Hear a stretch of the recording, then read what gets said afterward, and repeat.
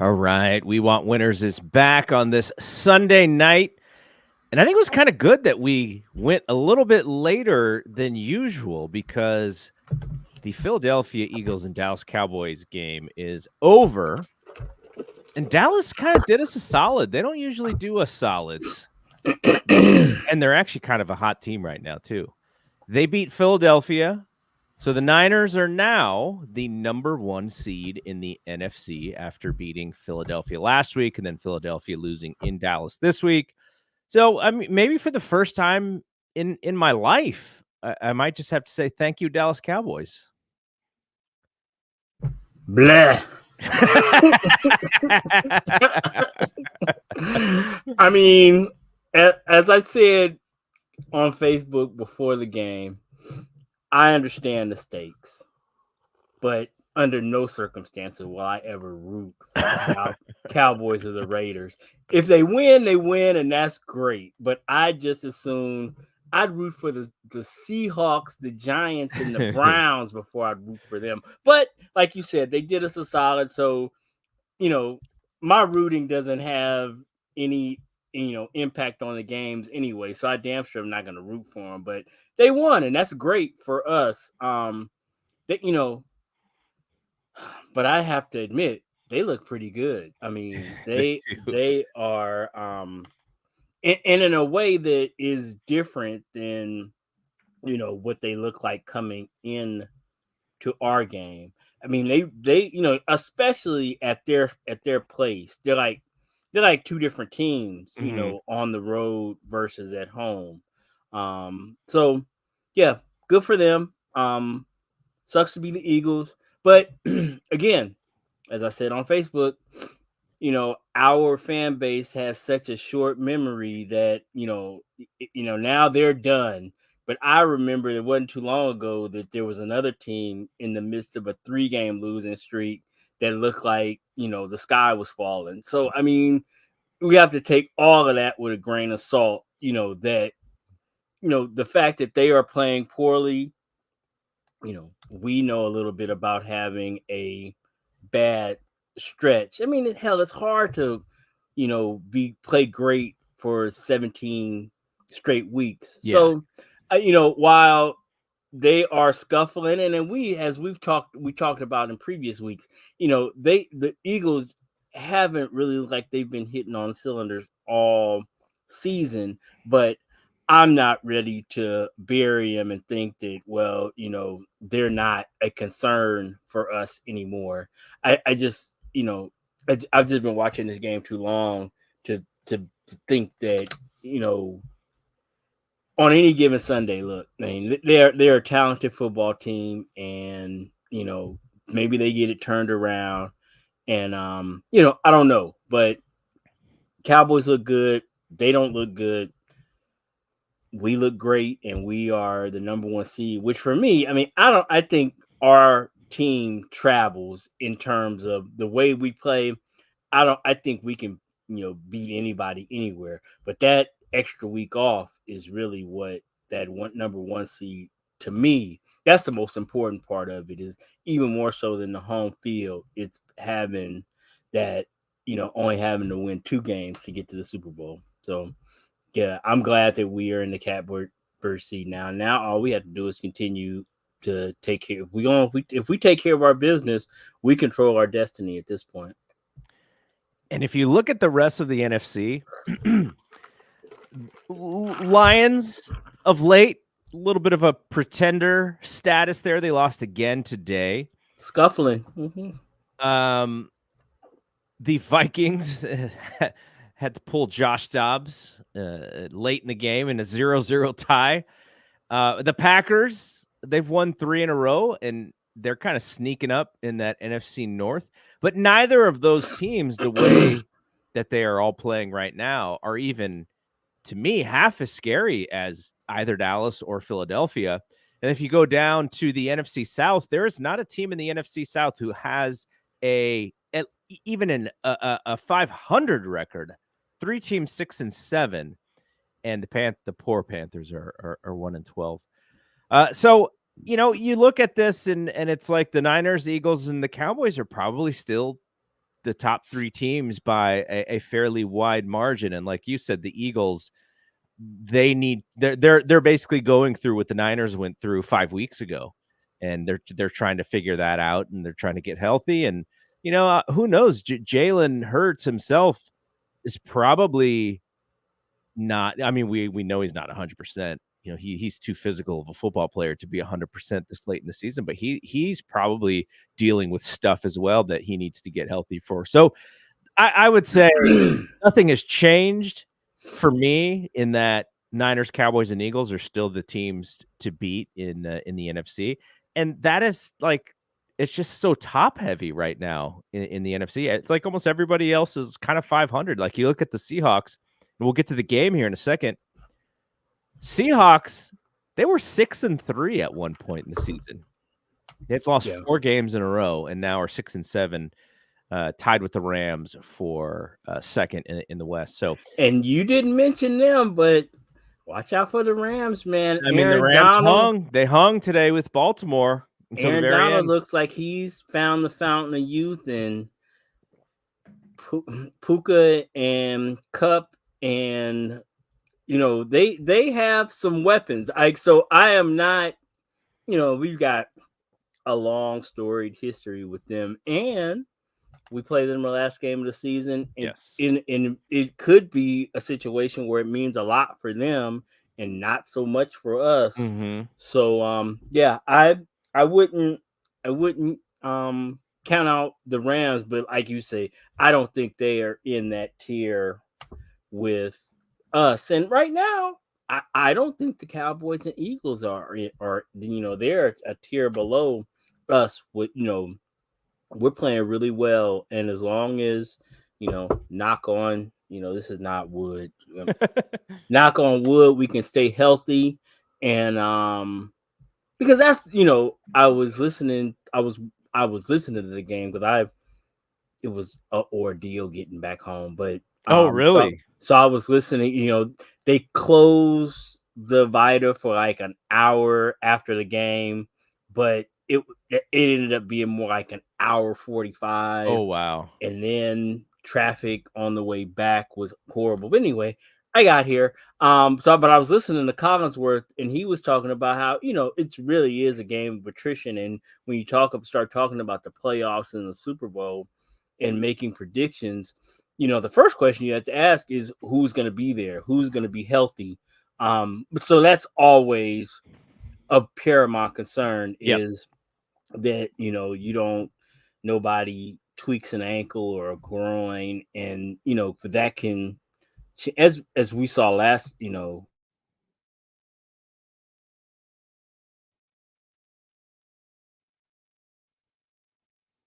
Oh, Rod froze there for a second. Let's see if he bounces back. There he goes. He's back.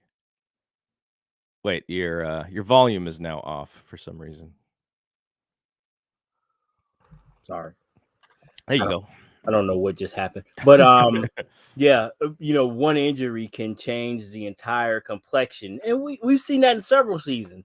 The year that the Rams beat us, Trent not being 100%, might have cost us a trip to the Super Bowl, and then of course last year, we saw it today because Dre Greenlaw comes off the field, and then he comes back on the field.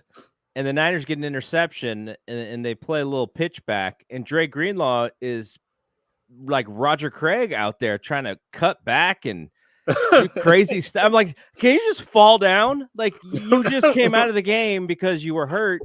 We need you, and you're playing Roger Craig trying to return a fumble or an interception, for some yardage there. So I was like, yeah, and there were other moments. We saw Mooney Ward go out today, which left the defensive secondary, I would say, a little bare in some instances. There were moments where I was like, is Drew Lock gonna cook us? And thankfully the pass rush picked up in the end, and he had really no chance. But yeah, the injury thing is, it's always in the back of your head when you watch football. In other sports, like in baseball, pitching wise, you're like, okay, like that's something that where you kind of expect injuries to come from pitchers because pitching is such a physically taxing thing to the shoulder and elbow. But otherwise, injuries happen in such fluky ways in baseball that they're not really predictable. In basketball, fluky knees and fluky ankles, but you don't necessarily go, that player, I can tell you when that player is going to get hurt, because again, it's just so fluky stuff, unless someone's really hurt often. Yeah, who knows who's gonna land on Zaza's foot? Exactly. Zaza's coming out on a 3-pointer. When does that guy ever come out on the perimeter in his life? And so in football, on every single play, you can think about an injury happening because it's so violent. And now we'll talk about us being there at the game today. We were both there, watching it in person and watching the lines just go at each other. How do guys even come back the next day? Like my youngest was like,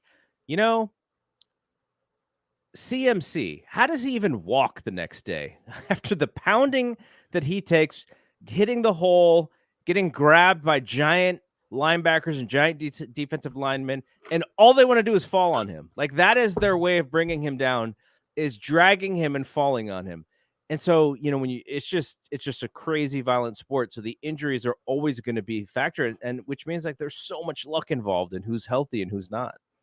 Yeah, and I mean, we had talked about a little bit about what are some of the things that stood out being there. And to your point, watching the lines of scrimmage, and those dudes, I mean, it's like 60 car crashes. I mean, they're just running into each other, and it's crazy. That they do it, and then they get up and they do it again, and they do it again, and it's just wild to watch that. That was one of the things that stood out to me. But then also, like, the speed of our defense. Those guys are so fast, flowing to the ball, and it's crazy that teams don't try more misdirection, because we flow so fast that it's hard to outflank us. That was crazy to get the feel for it live. And then Debo, that dude, he just accelerates. And I mean, okay, he's not Tyreek Hill in terms of how it's crazy to watch Tyreek Hill on TV, how he's like standing still, and then he just like creates this huge separation. But Debo's not far behind. Like, guys don't close the distance on Debo. He just kind of pulls away from dudes. And it's so funny because he looks like he's kind of stocky, but he is, dudes just don't run him down. It's crazy. You know who Debo is reminiscent of when he does have the football? Now, these two receivers that I'm going to compare are very different in the way that the 49ers utilize them. But, they always used to say Jerry Rice without the football just wasn't a super fast receiver. Mm-hmm. But you put the football in his hands and he was, almost the fastest guy in the football field. And that's Debo too. Like, when you're watching Debo run a route, he doesn't impress you with his speed, but when he catches the football, it's like he's able to take it to a secondary level, and which is crazy because he is so compact at the same time. So to see a guy who's not, he doesn't have the sprinter's body, he's got like a more squat built strong body, and yet he can still run as fast as he can with the football. So I told Rod before we started, I was like, let think of some of the things that you saw or that stood out by watching live. The way that now I wouldn't have been able to tell this on television, I don't think. CMC play, was it play 1 or play 2? 2, I believe. Play It might 2 have been the first play. might have been the Yeah. first play. Mhm. He goes like 70 some odd yards, and Seattle is like, "Oh my god." Like, this is it just kind of smacked them right in the face. And so what they did, and this was pretty much for the majority of the game, is I watched how their defense was going to attack the Niners, and what they did was, they were spying CMAC or CMC, something fierce. But what they were also doing is they were relying on their pass rush and trying to shut down everything short.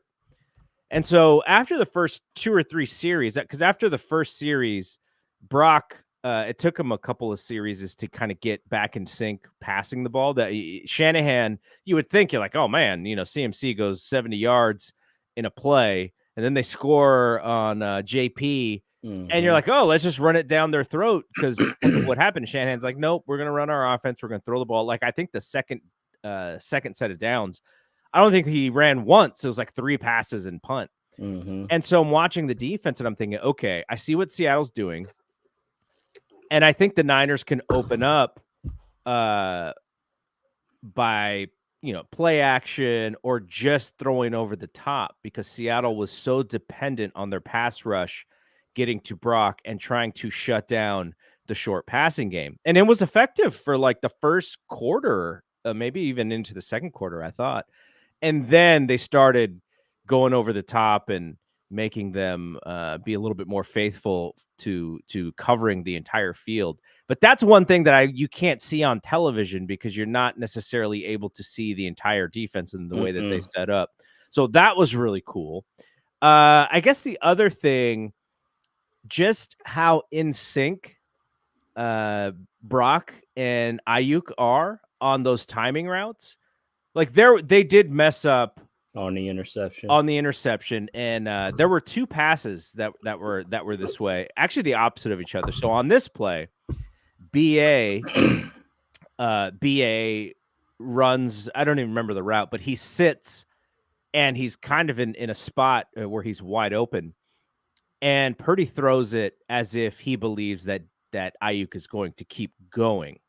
And so then Ayuk dives, he deflects it, and it gets intercepted.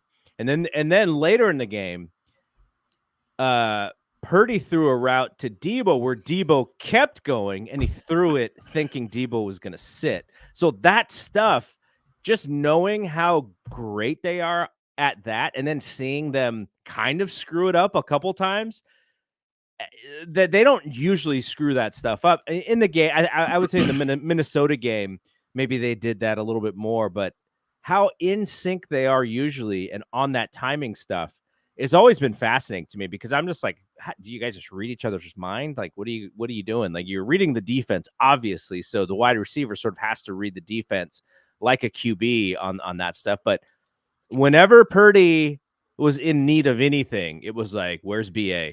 And he's just finding him. And, BA didn't have a perfect game. He caught a great pass and then was stripped as he was going for the end zone or going near the end zone. But still, like, you watch it and it's like, he's Purdy's number one guy. He's the ace in the hole whenever they need him. And their chemistry is just pretty great to see. Yeah, it's it really is. And one thing that I kind of noticed that I didn't remember from the last time I was at Levi's, it's almost perfect watching, because you got the big screens. Yep. And you can watch the coverage. You can see the only downside to the in-game experience is you can't replay. If it was somehow that I even just on my phone, and the internet sucks, by the way, in the stadium. But if you got 70,000 people trying to, access it, I mean, I guess there is a, point of diminishing returns. But that it was great, like you had mentioned, to be able to see the coverage, and then if you wanted to watch, kind of like watching at home, the screens are huge, so you could do that too. And that's what I would kind of do. I kind of see the formation, and then I'd go to the screen to see, I don't know. That was just how I did it. But there were times where I wish I could run it back and be like, well, who did what? So yeah, that was what I had forgotten about. And a lot of places aren't like that. A lot of places don't have the big huge screens like there, and I guess because it's old. I remember when I was in Mexico City, they didn't have any big screens.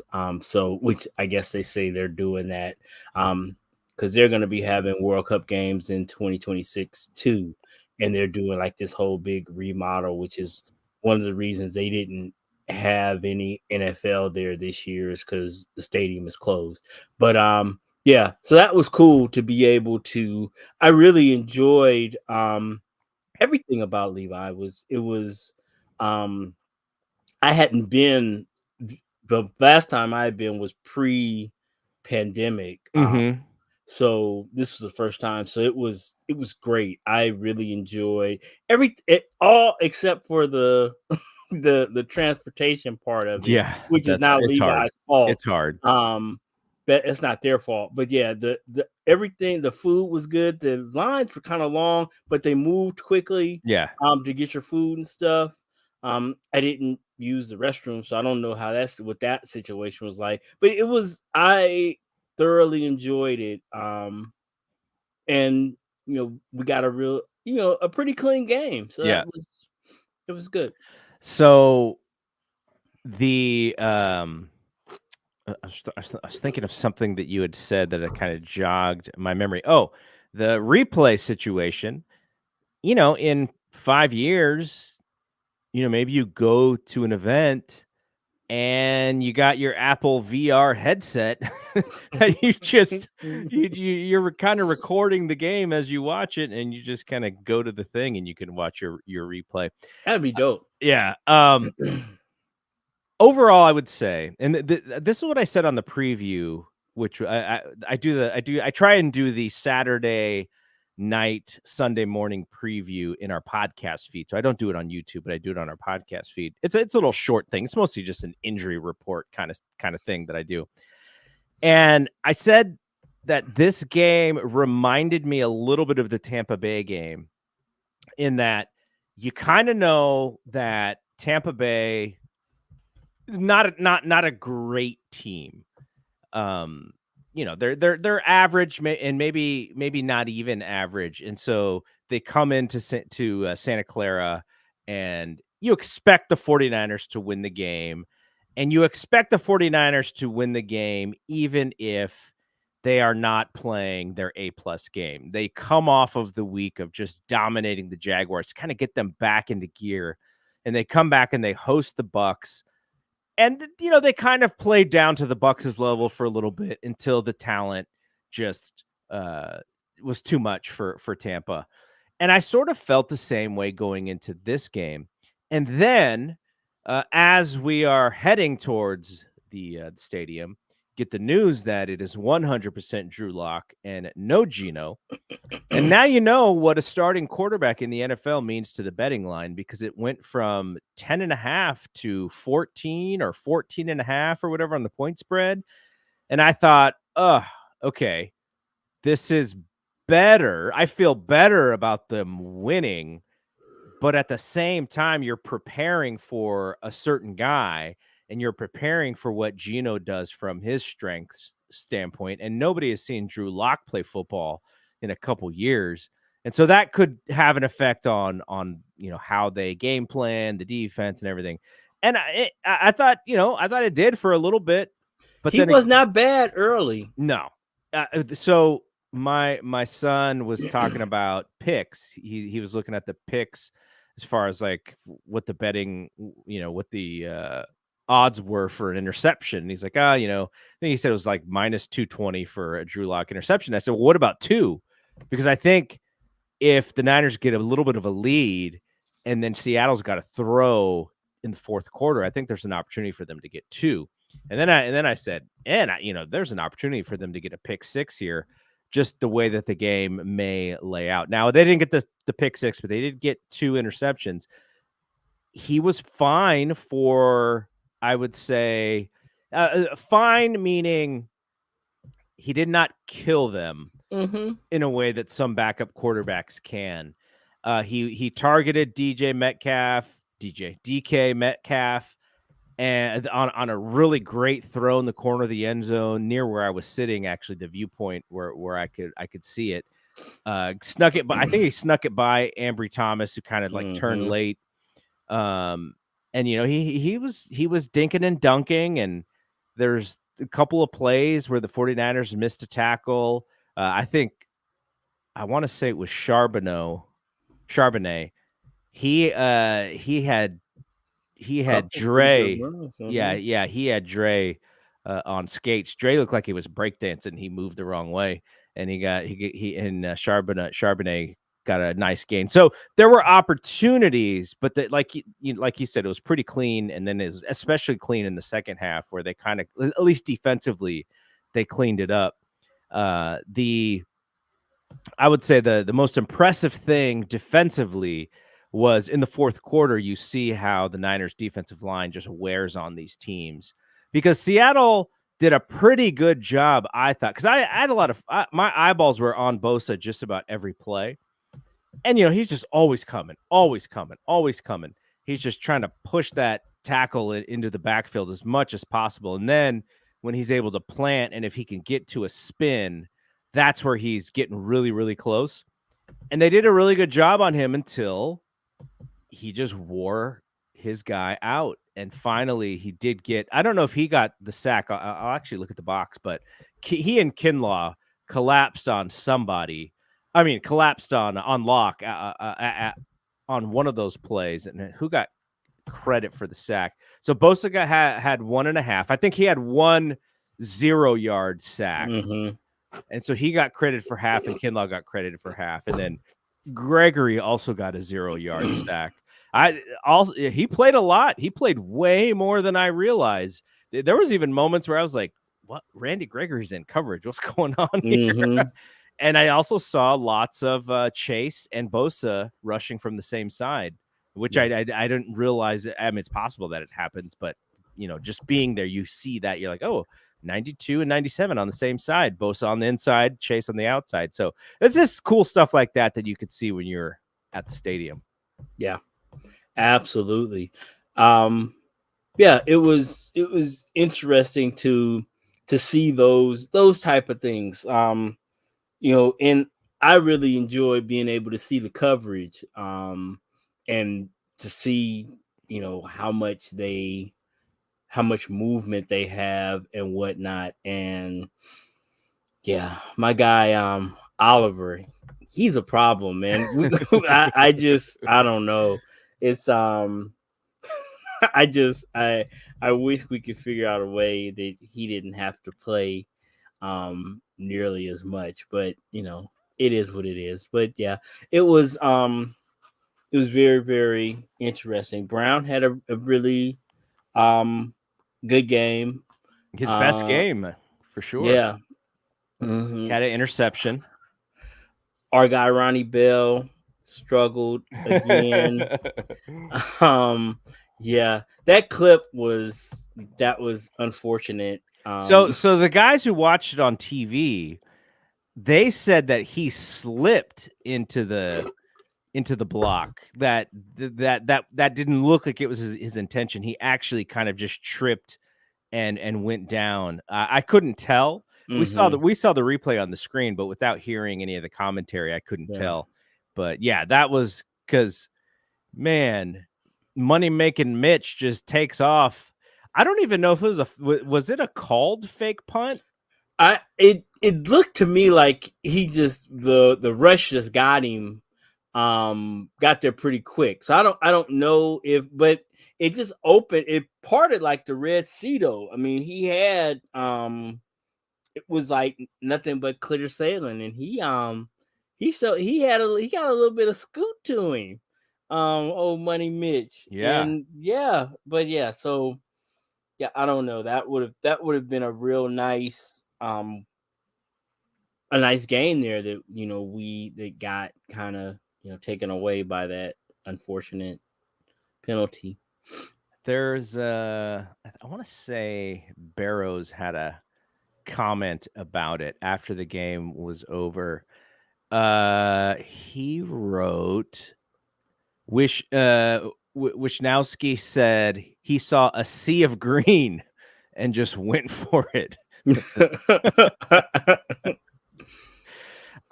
So what did you think of late in fourth quarter?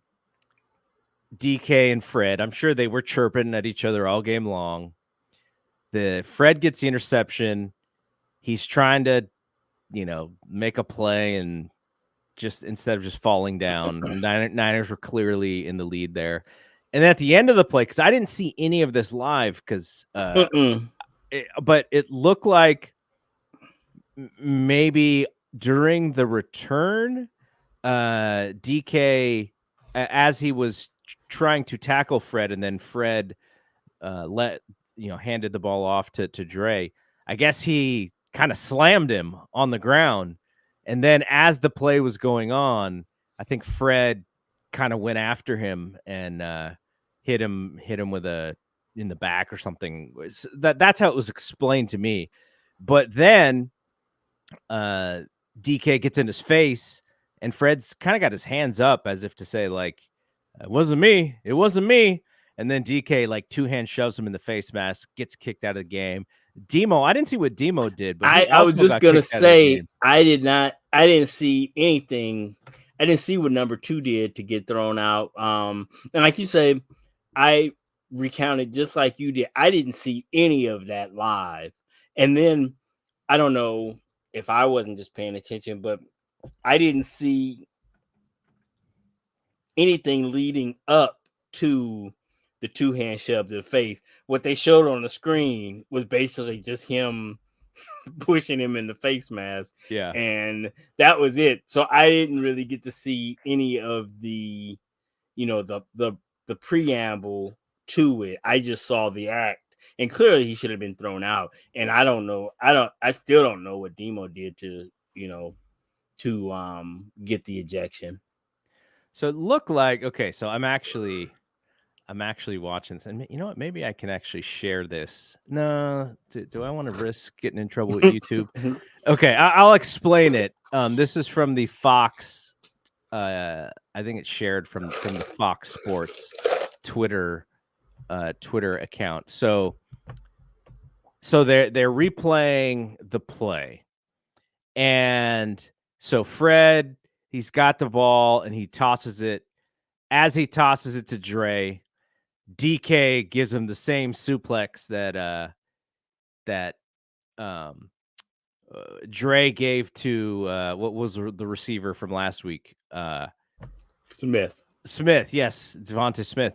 So then, as he suplexes him, they throw the flag on DK, and then DK is after he suplexes Fred, he's still on the ground, and then Fred goes after him and hits him in the back of the head, and then when he hits him in the back of the head, DK gets up and he grabs Fred's face mask, and that's when Fred does the wasn't me. So yeah, a little bit of an instigation there, but DK did throw the first suplex, and Fred retaliated, and then DK retaliated again. But the reason why I brought it up is because if you're DK Metcalf, you are undermanned against this 49ers team. You remember the days when you could go toe-to-toe with the 49ers, and these last two games, the first one being on Thanksgiving and then this game, he just doesn't have the guys anymore to battle against the Niners. So I could see the frustration just kind of happening because he's still making excellent plays. And then there was the fourth down play where I forgot who got the interception, but it was called back because Bosa jumped. But it was like a bad throw by Locke, and he was under pressure, and Locke needed to throw a jump ball so DK could kind of use his athleticism, and just underthrew it. And so I could just sense Metcalf was kind of just frustrated, and so that kind of bubbled into into the skirmish at the end of the game. But like, for a guy like him, he's very proud. He knows what it's like to win for in there. So I could sense that frustration, but that's what happens. Like now the Niners are the team. Seattle used to be the team. The Rams used to be that team. Now it's the Niners. And so when you're there and you kind of remember what it was like, and oh, there was Russ, and now you got Drew Lock. It's a different ball game, man. I think you're on mute again. It's funny that you mentioned that, because you're right, 100% that, in the last 10 years, actually all those teams in the NFC West have cycled through at some point. Cardinals were good, Seattle was good, the Rams were good. It just happens, and it's a cycle, and they are in a bad patch right now. I mean, and not bad necessarily, because they were 6-3 at one point. So I mean, it's not like they're a terrible team. But just like any team, you get a bunch of offensive line injuries, and then of course your quarterback gets hurt. It's hard. It really is hard. And I mean, that was one thing I noticed today, is that DK is still, a top-notch receiver. Lockett is still really good. Charbonnet is up and coming. Kenneth Walker was back. So I mean, they've got skill position players. It's just, if you can't block it, and then in this case, if Drew Lock is the quarterback, and to be fair to him, he did some really good things, but he didn't know until like an hour before the game that he was going to be playing. So it was a bad, couple all of that on their side with the fact that the 49ers are just really good. Yeah. It was a bad mix for them. So like you say, I can understand his frustration, but then obviously you can't be suplexing people and hitting people in the face mask either. So yeah.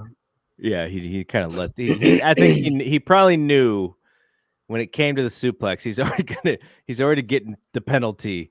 So he's like, get his money's worth. Yeah, let me get out of here. Like, this is not fun. Yeah. All right, let's look at the score and the box and such here. I had tweeted out on the BSPN Media Twitter account that there was an outside chance that if Seattle made it a little bit more of a closer game, that Brock could go for 400.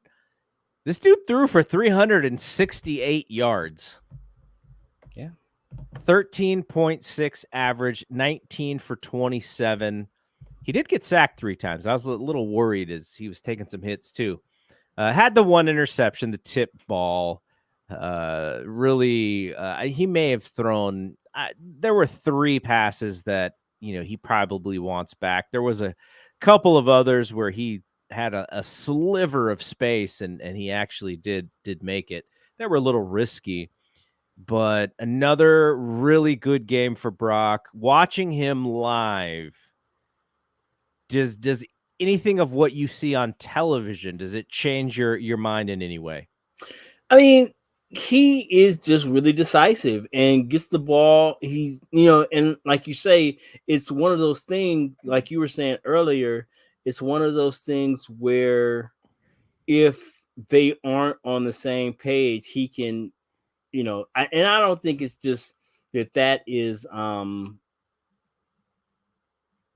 just that is, that's a Brock, just something that is, that Brock has an issue with. It's all quarterbacks. When you're making anticipatory throws, if you guys aren't on the same page, it's easy for somebody to look bad. And I think he had a couple of those, as you mentioned, where he might want it back. Or I have no way of knowing who was right or wrong. But what I did notice is that he is very decisive when he sees it, or even before he sees it. He'll let it rip. And like you say, if the receiver, or if he reads it wrong, or the receiver reads it wrong, it can make for a bad look. But overall, man, he really he throws the ball well, and Kyle dials up a lot of really, a lot of layups, and he doesn't miss them. He really doesn't miss those layups when the dudes are wide open. He hits them, and I mean that's it sounds simple, but you see it. If you watch a lot of football, you say it's not. The dudes miss them all the time. So the fact that you can pretty much count on him hitting them, it's that is really, really good. I mean, you look at the box score, man, and we got 3 guys, averaging over 20 plus yards per reception. That's crazy. And then you add CMC in there with 9 yards per carry. And again, a lot of that was that half of that is that one run, but still, I mean, it was a pretty impressive offensive performance all the way around. The thing about Brock to me, now you're never going to say that he has anywhere close to the arm of, say, a Herbert, or we talked about Trevor Lawrence before, watching Trevor Lawrence play. He just doesn't throw the football like that. Like, those guys have much bigger arms. But his arm strength is much more formidable, I thought, live than I see on TV. Sometimes on TV, those balls kind of look like there's a lot of air underneath them. Mm-hmm. And there's one specific throw to Debo on the touchdown pass today, where my kid turned to me and he's like, "Jimmy doesn't make that throw." And I was like, "Yeah, Jimmy probably overthrows Debo by like 5 yards." Because not only did he need to throw it a little bit of a distance, but he had to put touch on it so that Debo could kind of just catch it over his shoulder like he's like Willie Mays and playing center field. And Jimmy has the arm strength to get that ball out there, but doesn't have the touch on the deep ball to make that play as often as Brock can. So I thought that was impressive. I thought it was a very impressive throw. He had to step up, I think, a little bit to make it. And just that to me is like, okay, like my concerns about the arm strength, not completely alleviated, but I just as I watched him live, it just made me feel a little bit better, because sometimes, and this we did this with Alex Smith had a strong arm if he threw a perfect football. Alex Smith did not always throw a perfect football. A lot of times that ball's coming out of his hand sideways, right? And so you'd watch him and you'd go, okay, he needs to make this throw and he needs it to be a strong throw, and something, the wind, the rain, something would cause him to not be on target. And I worry about that with Brock, and it's probably mostly because of that Cleveland game where he was not having a good time throwing that wet football. But other than that game, I'm pretty confident that his throws are going to be on the money, and he's not going to make a wild throw that is like nowhere close to where the receiver is supposed to be. And so I think that even watching that live made me feel a lot better about that. Yeah, I mean, the fact is, you see it in training camp when he's not an elite. He doesn't have elite tools. He just doesn't. But he has an adequate. His arm is plenty strong enough to make all the throws. And I think what he lacks in actual arm talent, he makes up for with his anticipation. And his I don't even know what you would call it, but he is very I'm not saying confident in his arm, but he's very decisive. That's the word I'm looking for. Very decisive about where he's gonna go with it. And he's confident in himself. I think that was a big thing with like Jimmy is I don't know that he believed he could make the throw. I mean, he had clearly had the talent to do it, but he seemed reticent to make those throws. And then you talk about Alex, it's just he was just so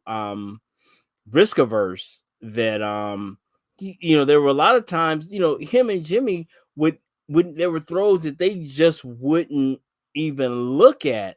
Whereas it doesn't seem that Brock is affected in that way at all. I mean, he will go out there and pitch it. And I guess I keep referring to the Iowa State guy that I was talking to. That he's got a little YOLO aim, and I mean in a good way. So yeah, I think he has a plenty strong enough arm, and then you couple that with the skill of his playmakers. I think he can get it. Then I don't think that the deep pass is ever going to be like his forte. Like he's not like Marino or Elway. He's like those kind of deep passers. But if it's there, he can go get it, and he can put his receivers in a position to make plays. Yeah. All right, let's talk about MVPs of the game. I think the offensive one. I mean, there are three standout. That was tougher for me. Three standout players. Not even naming Brock. I mean, and if Kittle gets the ball a couple more times, he's probably there because he had a really great touchdown too. But CMC 16 for 145, 9.1 average, 72-yard play to open the game. Debo 7 for 149 and a touchdown, and he also had a rushing touchdown. And BA 6 for 126. And then Brock 19 for 27, 368. I lean towards Debo. I really, really think that when he gets cooking, the offense just has the ability to go to a different level. And so I'm going Debo for my guy on the offense. That is where I went if JP doesn't poach CMC's touchdown. If he just scores once with that big run and his totals for the day, if he gets one touchdown, I think it would have swung the day for me. But Debo, and then like you say, if George just had a few more targets, that 25 his receiving average is pretty impressive. But I went Debo too. Yeah, I think that's right. Defense is a little harder because defensively, they were a little bit more bend but don't break than usual. And it really picked up late where the pass rush just started to get to lock. But if you want to talk about turnovers, you had Brown and you had Warner with interceptions. When it comes to sacks, Nick had 1.5, Kinlaw had a 0.5, Randy Gregory had 1. When it comes to passes defended, Demo had 2. Quarterback hits, Nick had 2. Tackles, Fred had 8. Your boy Isaiah Oliver had 7. So no real standouts that you can necessarily point to. But a person I'm going to give it to, and this may be just like I hope that this kind of kickstarts his rookie season, but I'm going to give it to Brown because I think, I saw a couple Hufanga jerseys in that stadium, and I almost forgot that he got hurt. Like, just the defense has so many playmakers, and you forget that that's a guy. And so for Brown to come in as a rookie and have to take the spot of Hufanga, who, he wasn't having as good of a season as the year before, but I think he had the first game where he looked a little shaky on the tackles. He played better last week, obviously in the domination there. And I thought this was his best game. So I'm going to give it to the Rook. I thought that was I think that the defense they got behind him when he got that interception. It was almost like, okay, now you're coming up to speed with the rest of us. Like that's a great play, and keep bringing it. So I'm gonna go Jair. Sounds good. I went Nick just because he kind of filled up the box score with the 1.5 sacks, the tackle for loss, the pass defended, and the quarterback hit. So that was it. I just think him and Fred, you could give it to them, either one of them, just about each week. I mean, but I went with Nick. And we can go with Nick almost every time, anyways, and be completely right on who the most valuable player of the offense or defense is. He's never really, you can never really go wrong with him because you can't keep your eyes off of him, especially Mm-hmm. live. I just could not watch anybody else from play to play. So Yeah. it's a good one. Okay, so the Niners next week, they play Arizona in Arizona. It is a 1:05 start. So I have to check with the Twins basketball schedule as far as when we go for our show, but I will let folks know. Now, here's the big one. What do we do on Christmas? Yeah. That's gonna be interesting. Because my brother's here, but we usually eat early, so I know I'll be available, but I know, depending on your family stuff, I'm with you. So whenever you're ready, I'll be ready. The interesting one for me is gonna be New Year's Eve, because not for any other reason than I have to, if that's a Sunday, but my dialysis center is closed Monday, which is my normal day. So I'll be dialyzing Sunday throughout the game. So I'll be watching. The only thing is I get done at like 2, which is probably right when the game is over. Yeah. So I just need to get home. So we'll Yeah, probably yeah. just back it up, like a half hour or so to give me time to get home. But it shouldn't be, a long time. I'm normally out of there by 2:30. Takes me about 20 minutes to get home. So by 3, but I know that's way down the road. But yeah, Christmas is going to be very interesting, based in completely based on your schedule, because I will be available. Yeah, And ready to talk. Christmas, like, I'm super excited for that game, by the way. I'm super scared of that game. The Yeah, Ravens just, they are for whatever reason. so Yeah. good. I was watching a lot of them this weekend. Roquan Smith and Kyle Hamilton are game records. They are both very good. And then they've got that kid, Keaton Mitchell, who is 10 yards every time he touches the ball. He's just super fast. That's gonna be a good game, I think. Yeah, yeah. Okay, so yeah, next week I will check in. I got to figure out what the game schedule is for next week. Oh wait, I have it here. They play. Oh, they don't play until 7. Oh, okay. So we could definitely do our normal, Get something in right after the yeah, game. right after the Cool. game. Game will be done Yep. by 4:30. Oh yeah. So we'll get it in. Okay.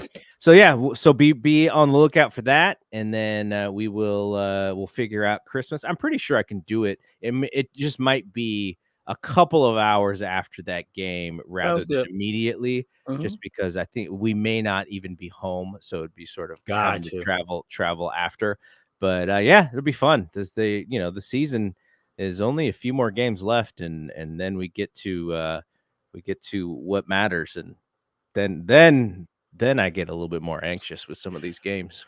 I just want to take a moment to thank you so much for making that happen today. That was completely unexpected, but super appreciated, and I had a blast. So thank you, and your people, for making that happen. Yeah, no, is when I saw that we had another chance to for some tickets, I was like, oh, I know who I'm gonna ask, but I was kind of bummed because I know that you wanted to see Black Thought tonight as well, and you had to sort of pick about Yeah. which one that you could But do. I'm glad I did. Okay. I had a blast, and I was looking for spots for that were open to see if you could just come sit with us, but that yeah, place was there packed, really, man. yeah, it was really packed. So yeah, but those seats were they were great. It was a phenomenal experience. I was so glad that I was able to do that. Because if I could have made my pick, it would have been like that Ravens game. But Yeah. Christmas Day was not gonna. It just wasn't gonna be feasible. Yeah. So I'm glad we got a win, and yeah, it was great. Thank you again. Awesome. All right. So we are done with this show. We will be back next week after 49ers Cardinals. So for Rod, I am Double G. We will see you when we see you. Peace out.